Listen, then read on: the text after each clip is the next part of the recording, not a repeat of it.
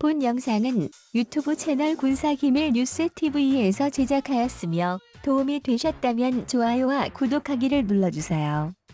시청해주셔서 감사합니다. 요사이 공중에서의 주도권 싸움에서는 스텔스기가 한몫을 하고 있다. 공중전에서 5세대 스텔스기로는 러시아의 Su-57, 중국의 J-20, 한국의 F-35A를 들 수 있다. 스텔스면에서는 미국 것에 비해 중러는 상당히 떨어진다. 앞으로의 6세대 전투기는 멀티 스펙트럼 스텔스, 마하 3을 넘는 속도, 자체 수리 구조 등의 기능을 가질 것으로 본다. 한국의 스텔스기 도입으로 중국의 신경은 온통 한반도에 와 있다. 실제상 한국의 경쟁자가 된 것이다.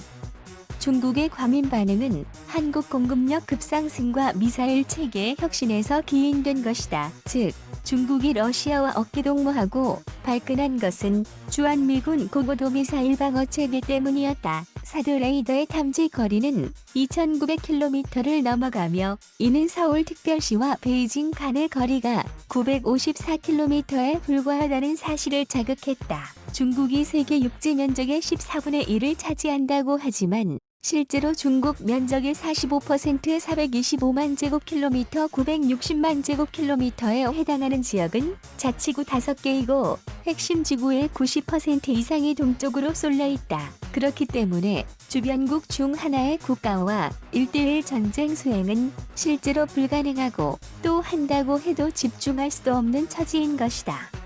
일종의 풍선 효과가 여기에도 적용될 수 있는 것이다. 공군은 지난해부터 미국에서 F-35A 40대를 순차적으로 도입 중이다.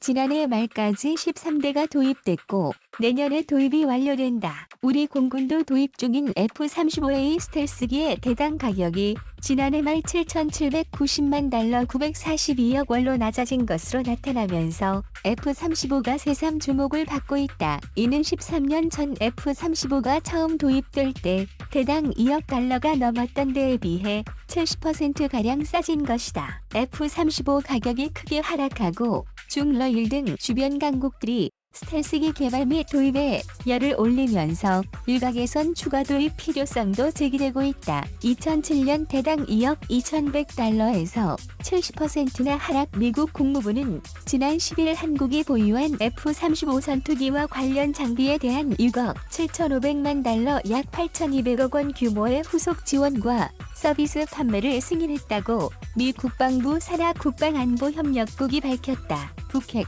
중러일 스텔스기 위협 대비 F-35 추가 도입론도 전문가들은 앞으로 규모의 경제에 따라 F-35A의 양산 대수가 늘어나는 데 비례해 대당 가격이 800억 원대로 낮아질 가능성이 높다고 전망한다. F-35는 미 해군, 공군, 해병대용 2,443대와 한국, 일본, 영국 등 세계 12개국 도입본을 합쳐 현재까지 약 3,200대가 생산될 예정이다. 이는 역대 미국 제트 전투기 중 F-4 팬텀과 F-16 파이팅 펠콘을 제외하곤 가장 많은 숫자다. F-35 도입 규모는 수입국 증가에 따라 더 늘어날 가능성이 크다.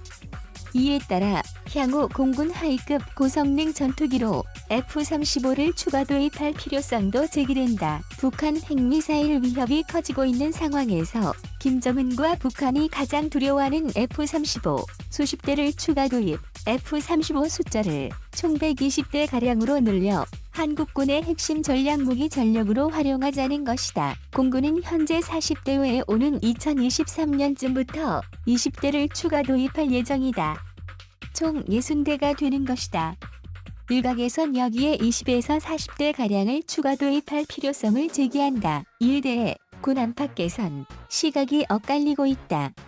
북한 핵미사일 등 북한 위험만을 고려한다면 스텔스기 전력은 60대면 충분하고 오히려 F-15K처럼 폭탄, 미사일을 많이 탈 수 있는 타격 전력이 더 필요하다는 주장도 있다. F-35 같은 스텔스기는 전쟁 초기 북한 방공망을 뚫고 북지휘부, 핵미사일 시설 등 전략 목표물을 타격하는 데 유용한데 북방공망 수준 등을 감안하면 60대면 부족하지 않은 수준이라는 것이다. 최대 무장 탑재량은 F-15K가 11톤, F-35A가 8톤가량으로 F-15K가 앞선다. 하지만 중러일 등 주변국의 스텔스 전력 증강 움직임 대응에 중점을 둔다면 스텔스기 추가 도입이 맞는 방향이라는 시각도 적지 않다. 공군 최초로 F-35A 스텔스기 대대 창설한 탑건, 공군 17전투비행단 소속 이영재 대령은 한국 공군 최초의 스텔스 전투기 대대장을 지냈다.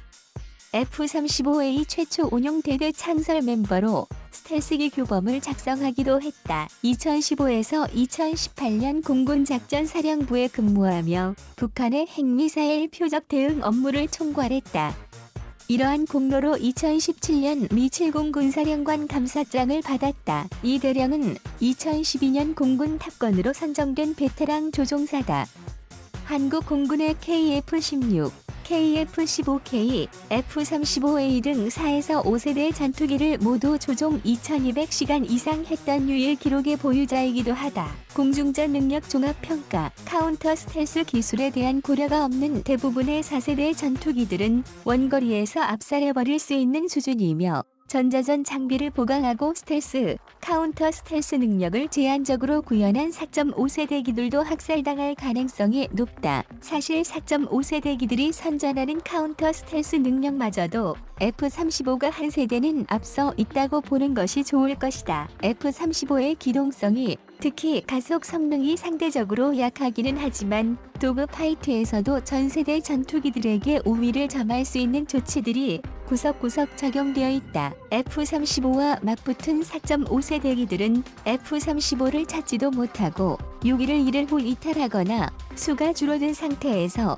WVR에 돌입하지만 고전을 면치 못할 가능성이 높다. F-35는 유리한 상황에서만 WVR에 참가할 게 뻔하기 때문 동세대 전투기들 간이 싸움을 가정할 경우 맞수로 개발이 진행 중인 수-57이 멀티밴드 레이더를 적극적으로 활용해 자신의 위치를 드러내는 위험을 감수하면서라도 스텔스기를 찾아내겠다는 컨셉이라면 F-35의 카운터 스텔스는 진보된 ESM과 은원표가 가능한 데이터 링크 기능으로 자신을 찾기 위해 위치를 드러내는 수-57을 은밀하게 찾아내는데 특화되어 있어서 컨셉으로는 가히 창과 방패 대결이라 할 만하다. 비행 성능은 의뢰 수-57 쪽이 더 우수할 것이라고들 보고 있지만 정작 스텔스기 운용의 핵심인 전자전 역량이나 실전 경험이 미국에 비해 훨씬 뒤처져 있는 점을 감안하면 일반적으로는 F-35가 수-57을 먼저 발견하고 우세를 점할 것이라고 봐도 무방할 것이다. 미국의 스텔스 관련 기술이나 운용 경험은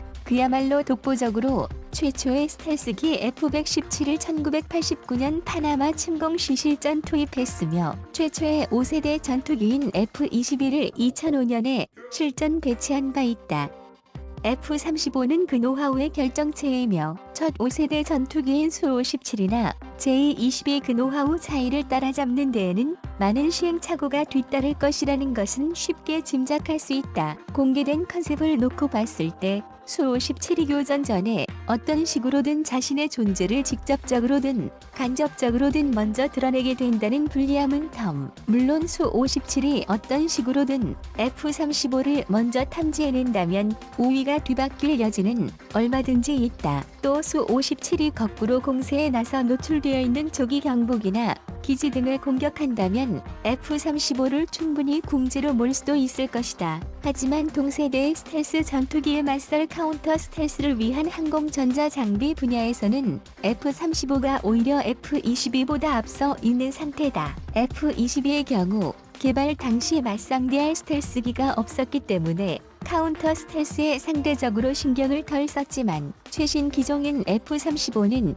러시아와 중국이 개발 중인 5세대 전투기들에 대항하기 위해 대스텔스기 전투를 고려한 시스템도 두루두루 갖추고 있다. 근미래 5세대 전투기의 기본 패러다임인 카운터 스텔스가 가능한 스텔스에 현재 가장 걸맞는 방향의 기종이라고 할 수 있다. 미공군은 2016년 6월 F-35가 F-15를 상대로 한 모의 공중전에서 8대 0의 우위를 보였다고 밝혔다. 본 영상은 유튜브 채널 군사기밀 뉴스TV에서 제작하였으며 도움이 되셨다면 좋아요와 구독하기를 눌러주세요.